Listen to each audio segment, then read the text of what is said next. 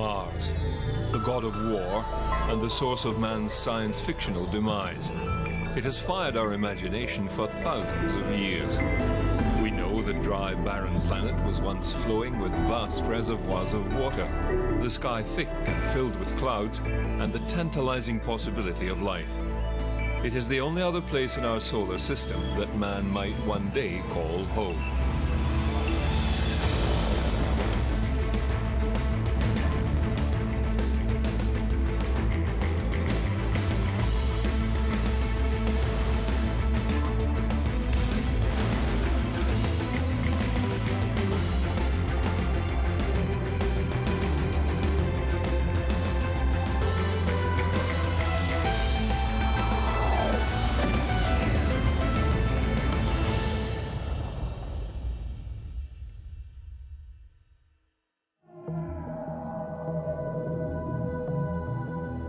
We Earthlings have fired numerous probes and satellites towards the Red Planet. An invasion of sorts, not for conquest, but for knowledge. What happened to Mars? Is there or has there ever been life on the planet? A fundamental question that needs to be answered is life as we know it on Earth, even the simplest type of microbial life, unique? If we were to go to Mars and we were to find evidence of early microbial life, or maybe even present life that somehow survived in the near surface, would it be the same as the early life that developed on Earth? That's a very fundamental question. Does life emerge generally in planets where the conditions for life are favorable, if we find out that they were favorable on Mars? Or might life take its own unique path in different environments and turn out differently? We have bombarded Mars with satellites and landers, but there have been more failures than successes.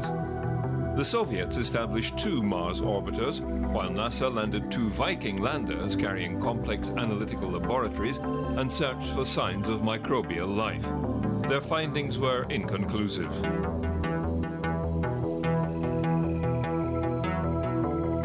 Further missions to Mars still had a high mortality rate, but the successes were outstanding, with robotic probes operating for years beyond their initial missions. In fact, Mars is a planet occupied solely by robots on the surface and satellites peering down from above. All these instruments perform admirably in their specified fields of endeavor, giving us a much clearer picture of the planet and its history. The science was following the water, what happened to it, and where it is now. Thanks to the specific instrumentation on board the mission, we are able to tell us what kind of ice did we find. And the result is that there is a mix of CO2 ice, or carbon dioxide ice, and water ice. And it's very important to characterize it, especially for the water ice or frozen water, because one of the main objectives of any mission to Mars is to trace the water on Mars in every form, liquid if possible, solid, water vapor. So it's very important to study the ice because it's one of the reservoirs of water on the planet. The science was conclusive. There was water on Mars. There were ancient lakes and rivers, even an ocean. We needed to learn more. With the advancement of analytical technology, computer power and robotics, a new rover was constructed. Big, complex and heavy, it required a new way to land on Mars safely. Engineers came up with a system that couldn't be fully tested here on Earth.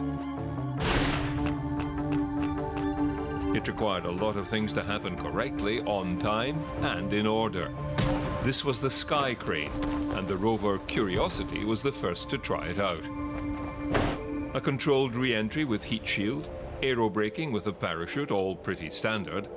Then a rocket-powered Sky Crane drops from the aeroshell and gently descends toward the surface, spooling out the rover below on cables. The rover touches down, cuts the cables, and releases the Sky Crane to fly off and crash harmlessly. The Curiosity rover has been an astounding success, traversing the terrain for over 10 years, taking samples, drilling and studying rock formations, zapping samples with a powerful laser, and photographing its progress. Now, in the belly of that rover is an instrument called SAM. It's an instrument suite that has a couple different instruments in it that allow us to look at different types of gases. It helps us understand the chemical composition of the atmosphere and the end of minerals that might be found in the rocks and the soils on the surface. In particular, it helps us identify organic molecules that might be present. So the sort of evidence we're looking for, sorts of signatures of past life that we would be looking for would be signatures of microbial life. So not realistically looking for dinosaur bones and that kind of thing. If life ever existed on Mars, we expect it to have been microorganisms.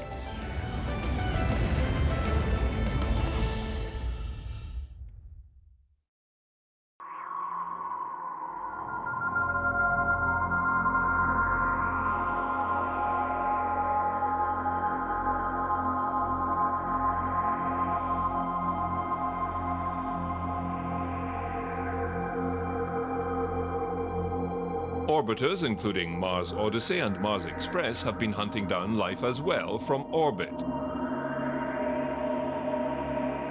After 10 years of mission, we have achieved a global view of Mars, and then we know at every location on the surface if you find some special minerals or not. So we have really the global view that tells us the history of Mars.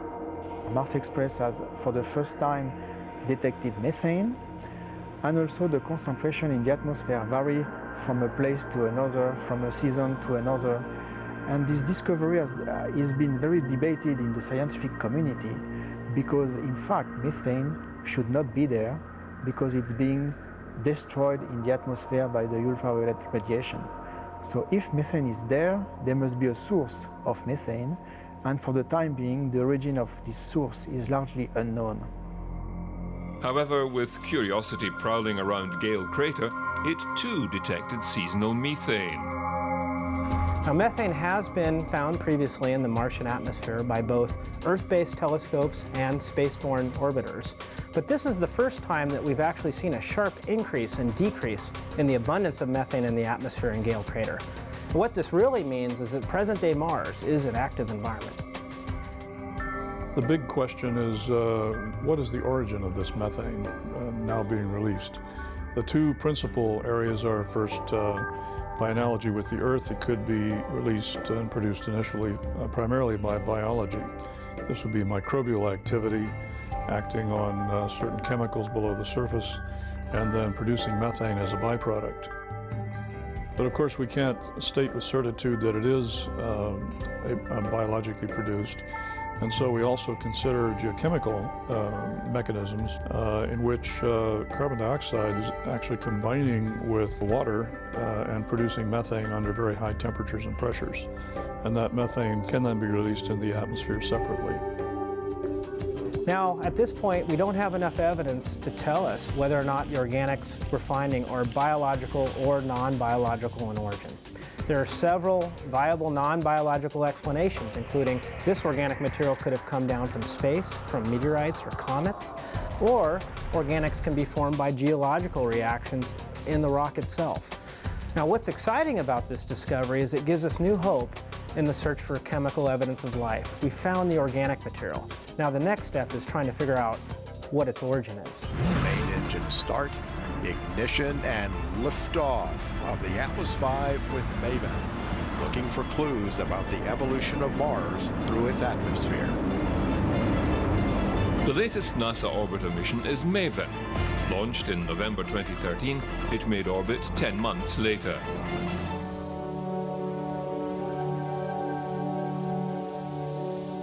MAVEN is the Mars Atmosphere and Volatile Evolution mission. Our goal is to study the role that loss to space has played in the history of the atmosphere. Where did the water go? Where did the CO2 go from the early planet? These are important questions to understand how Mars went from an early warm, wet environment to the cold, dry environment we see today. There's evidence of water flowing on Mars at one point in time, perhaps even oceans on Mars. And what happened that it's so barren at this point in time? And a key part of that is the atmosphere, and it's a much thinner atmosphere than what scientists believe it was at one point in time. So the stripping away of that upper atmosphere. That's what Methane is going after, the climate change at Mars. One of these processes is called sputtering, where atoms are knocked away from the atmosphere due to impacts from energetic particles. The sun constantly emits high-energy photons. When these enter a planet's atmosphere, it can crash into a molecule, knocking loose an electron and turning it into an ion. When this happens in the presence of a magnetic field, the ions are captured and spin around the field. Conveniently, the sun generates a giant magnetic field that is carried by the solar wind. As the magnetic field sweeps past the planet, these ions are carried away. Depending on where they form, other ions will not be carried away but will hit the top of the atmosphere. These ions crash into other molecules and fling atoms everywhere. Some of these atoms can be knocked or sputtered into space, causing atmospheric loss.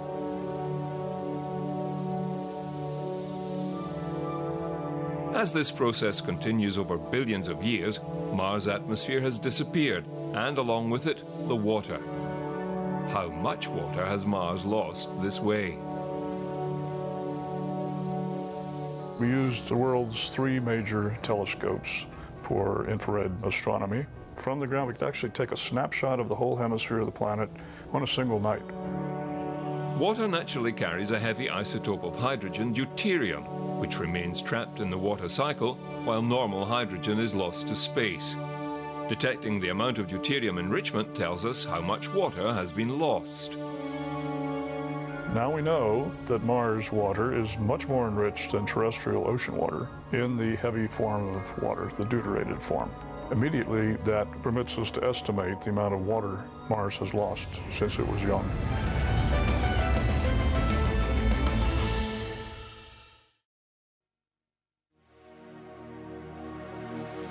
So in the ancient past, we have some indications that water was flowing on the surface, but how much water was there? We're talking about oceans, are we talking about small rivers, little rain? So these definitions of how much water was on the planet was very undefined.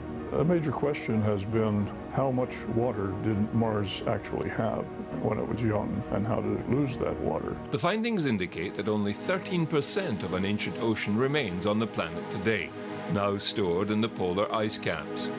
87% of this ocean has been lost to space. This means that early Mars would have looked much different than it does today, with a significant portion of its surface covered by water. So the really interesting question is, could it form a sea or an ocean? And indeed, it would. In the northern plains, which is a relatively flat region but depressed from the rest of the planet, it would form an ocean that was approximately 20% of the planet's surface area. And so that is a respectable ocean. This ocean had a maximum depth of around 5,000 feet or around 1 mile deep. It's deep, not as deep as the deepest points of our oceans, but comparable to the average depth of the Mediterranean Sea. By combining Martian topography with the new estimate for water loss, the researchers were able to simulate Mars's ancient ocean and its escape to space. As Mars lost its atmosphere over billions of years, it lost the pressure and heat needed to keep water liquid, causing the ocean to shrink and recede northward. The remaining water eventually condensed and froze over the north and south poles, giving Mars the ice caps that we see today. We now know that Mars was wet for a much longer time than we thought before. Curiosity shows it was wet for 1.5 billion years, already much longer than the period of time needed for life to develop on Earth. And now we see that Mars must have been wet for a period even longer. It's fascinating that we can learn so much about 4.5 billion years ago with measurements taken right now. And ultimately we can conclude this idea of an ocean covering 20% of the planet, which opens the idea of habitability and the evolution of life on the planet. Building on this knowledge, scientists are developing the next series of robotic probes to be sent to Mars in the coming years. This time, NASA is building on its successes, utilizing hardware and systems that they know will work. We've been to Mars before with the JPL Lockheed Martin team. We've been to the surface of Mars before successfully with Phoenix. We know how to operate the arm. The surface operations are much, much simpler than Phoenix. And we're putting 2 instruments on the surface, and then we're leaving them there with no ground-in-the-loop interaction, repetitive, weekly uplink, downlink sessions. We're just made to do this mission. The InSight mission is a geophysical mission to Mars. It's going to go to Mars and take its vital signs. It's going to take its heartbeat, the seismic activity of the planet. So we're going to be doing that using a seismometer, a very high-precision seismometer, using techniques that have been well developed on Earth to get the understanding of the crust, mantle, and core, and sort of the relationship between those. It's going to take its temperature by measuring the thermal gradient of the surface, which tells how much heat is coming out. We also have a heat flow probe, we call it HP cubed. And what that does is it's going to basically take the temperature of Mars, and from that it'll be able to understand what the thermal flux is over the course of a full Martian year. And it's going to sort of measure its reflexes by looking at how the rotation wobbles with the tidal effects of the sun. Our final experiment is called RISE, and that's going to be looking at the basically the wobble of Mars to help understand what the core size may be in composition. The European Space Agency is also well along with ExoMars, a rover with advanced drilling capability due to be launched by 2018. Its principal goal? To drill down deep in search of microorganisms.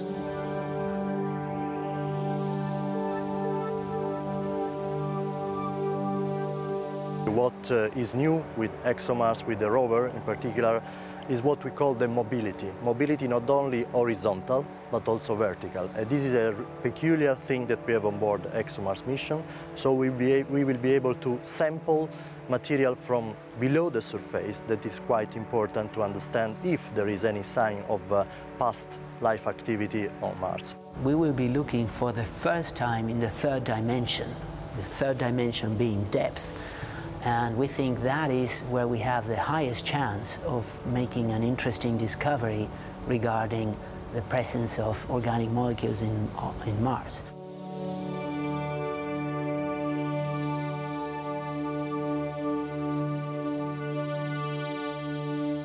It's a whole planet out there with a complicated history. That history is a story that's stored in the rocks, and our job is to figure out that story and what that story of that planet tells us about this planet that we live on. So where Curiosity takes rocks and grinds them up into powder and looks at their bulk constituents, what this mission would need to do is be able to look in a microscopic level and examine the rocks for these very tiny and detailed messages that they would be sending to us about the past life that could have lived there. This that I'm holding up here is a classic biosignature from the Earth. It's a fossil. We're not actually expecting to see a fossil of shells or other components, but what we want to be able to see are, with this instrumentation, are the fine scale layering that one might see in a rock, in which we can see dark and light toned layers. And those dark and light toned layers are telling a story.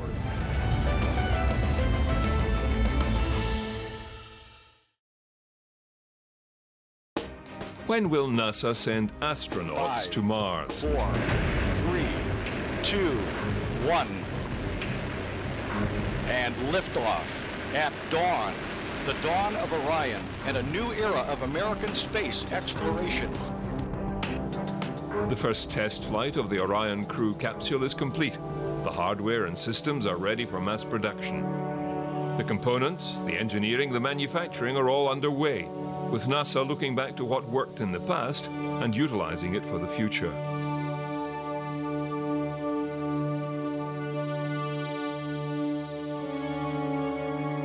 Fire. The solid rocket booster technology straight from the space shuttle has been extended and tested. NASA's new Space Launch System, or SLS, is coming closer to fruition, reusing the space shuttle's main engines as the new system's workhorses, saving billions of dollars and years in research and development.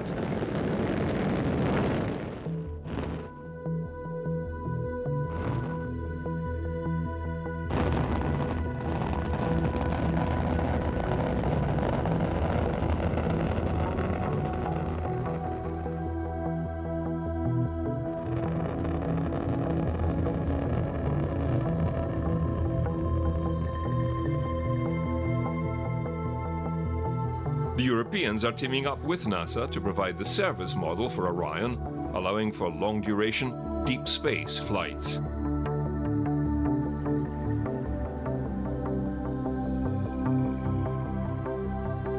Autonomous Martian landing systems are well advanced and being tested. Software and hardware are fully integrated for both manned and unmanned Martian landings. And when they get there, Desert RAT stands for Desert Research and Technology Studies. This is a group of engineers and scientists. We're looking to test out new concepts, procedures, equipment like rover concepts to see how they work in the field environment. So the team tests these technologies to make sure that in future human spaceflight missions we'll be able to do science as best as we can. That's something that NASA's never done, two human rovers at the same time. So we're really trying to develop how do you use these assets at the same time, and interesting things that you might not think about are your communications. So you potentially have 4 astronauts talking all at the same time to mission control or science communication background. It's just like running a real mission, say, like you can think about the Apollo mission to the moon.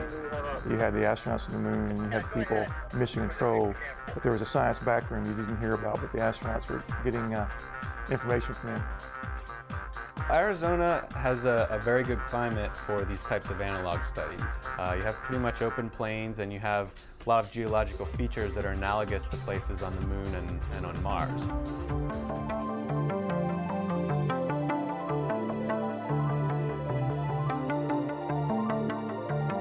long-term space voyages are being replicated on the ground and in orbit with the ISS. Surface habitats, power systems, food and oxygen supply manufacturing are also on the drawing board. The human flight component would like to see an experiment where resources on the surface of Mars from the rocks or the atmosphere could be used to generate fuel or other parts that would enable future exploration in cutting the tie, so to speak, to Earth. So you wouldn't necessarily have to bring everything with you. You can actually manufacture it on the planet. And that's a really exciting additional component that we've been exploring and analyzing in this work.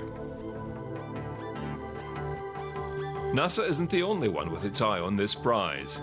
ESA and now the Indian Space Research Organization have a spacecraft orbiting Mars, and they did it on their first attempt.